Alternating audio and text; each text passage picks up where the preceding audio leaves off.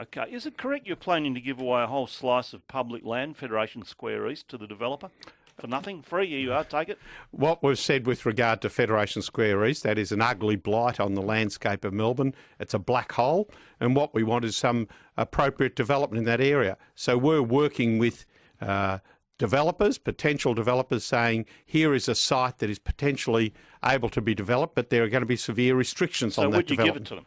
Well, if there is an appropriate development that doesn't cost taxpayers anything and protects the amenity of the area, because this is not an area you can overdevelop, because we want to make sure we protect the Burrung Maar area, the vista down to Government House, the vista from the CBD. So it's not an area that can be overdeveloped, and therefore we need sensitive development, but we need to fix that black hole. Okay, but there's this is a pretty valuable piece of land, presumably.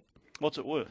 Well, at the moment it's worth nothing because it's a black hole and the cost to cover the rail lines is massive. So the cost of covering the rail lines would be far in excess of the value of the land. Well, what conditions would there be on giving them the land? The conditions will be in terms of their development of the land in a sensitive way, because we want to have public open space. You've got planning controls to control that anyway. Well, that's what we'd do.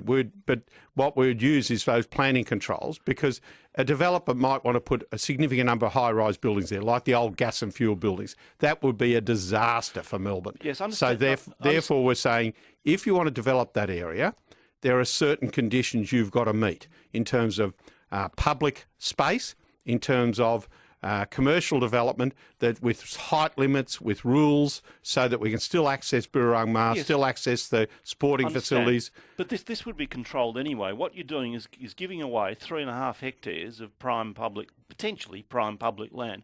What do you get in return? They develop it. Well, can they on-sell it? We get the development of fixing a black hole. There, at the moment, it is an ugly site, an absolute ugly site. We would also be looking to see if there's any public benefit that can be obtained through that process. But why not a 99-year lease? Well, both of those would be options. All right. So okay.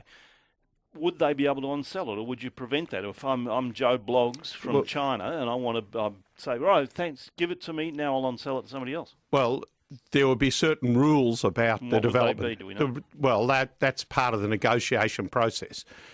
So they might have certain buildings on the site that they want to on-sell to somebody else, but they'll be all under the control of the state government.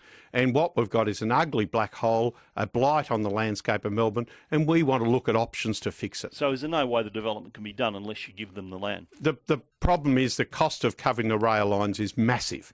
And unless people were prepared to cover the cost to cover the rail lines, they've got to get some value for that enormous input.